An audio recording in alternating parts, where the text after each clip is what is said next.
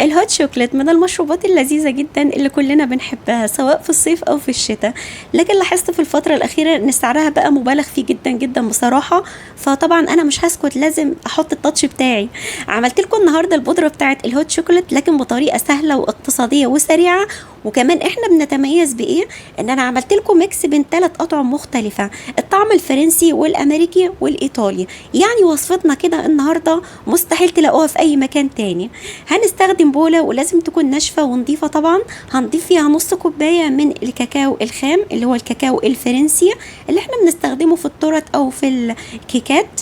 انا استخدمت نص كوباية بس. كمان هنستخدم نص كوباية من السكر البودرة ونص كوباية من الحليب ده ممكن تستخدموا الحليب العادي او اللبن اللي هو بيكون نباتي لو انتوا حابينه يكون صيامي.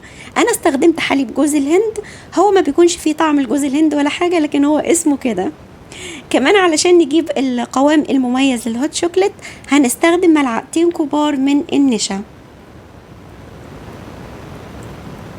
كمان هنحتاج لربع ملعقة من القرفة، ودي بتديني الطعم المميز جدا جدا للهوت شوكليت. وكمان هنحتاج ملعقة صغيرة مليانة من النسكافيه أو القهوة سريعة الذوبان، ملعقة صغيرة مليانة. وعلشان نعادل الطعم هنستخدم ذرة ملح، يعني أقل من 8 ملعقة صغيرة من الملح.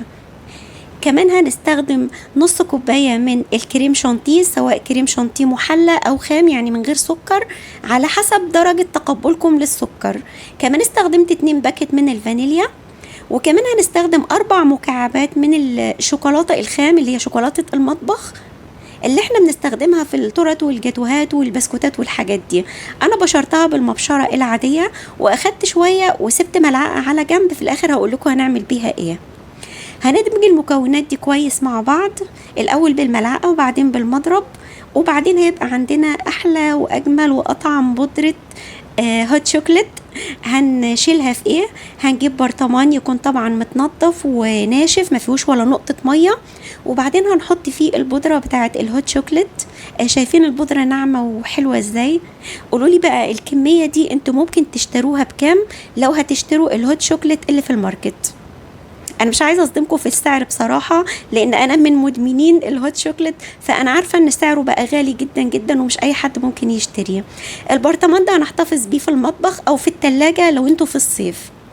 هجيب كوبايتين من المية، وممكن تستخدموا الحليب العادي لكن انا بستخدم المية على اساس ان هي ممكن تكون خفيفة ما تبقاش تقيلة قوي. لو حابين تعززوا الطعم بزيادة ممكن تستخدموا الحليب. الكوبايتين دول بيكونوا كبار يعني مجين كبار، علشان كده انا هستخدم 3 ملاعق كبار من بودرة الهوت شوكليت. كمان علشان نعزز الطعم بزيادة ويبقى الطعم مميز وغني جدا جدا ممكن نضيف نص مكعب من الشوكولاتة. هنقطعها كده بالسكينة، وبعدين هنقلبهم الاول على البارد، وبعدين هرفعهم على نار متوسطة وبرضو هقلب. وبعدين انا حسيت ان القوام ممكن يكون خفيف شوية فضفت ملعقة تاني، يعني الكوبايتين دول انا ضفت لهم 4 ملاعق من بودرة الهوت شوكليت. اول ما يبتدي يدخل في مرحلة الغليان هتلاحظوا التغيير في القوام بتاع الهوت شوكليت، وهتلاقوا ان القوام بقى زي الهوت شوكليت بالظبط، اللي هو القوام التقيل الحلو ده اللي هو بيكون غني كده وناعم وحلو. عايزه اقول لكم ريحه الشوكولاته رهيبه. بعدين بصبه كده في الكوبايات، الكوبايتين دول كبار على فكره. هجيب مج وهحط فيه ملعقه من الكريم شانتيه وملعقتين من الميه، ولو حابين تضيفوا سكر مفيش مانع. وبعدين هضربهم بفرده واحده بس من المضرب، وبعدين هبتدي احط الكريم شانتيه ده على وش الهوت شوكليت. وده طبعا الشكل اللي احنا متعودين عليه لما بنطلبه في الكافيهات، بيحطوا عليه الكريم شانتيه من فوق كده وبيطعموه بالشوكولاته المبشوره، وبعدين بيقدموه بالمنظر الجميل ده وبالطعم الغني الرهيب اللي انا مش عارفه بصراحه اوصفه لكم عامل ازاي.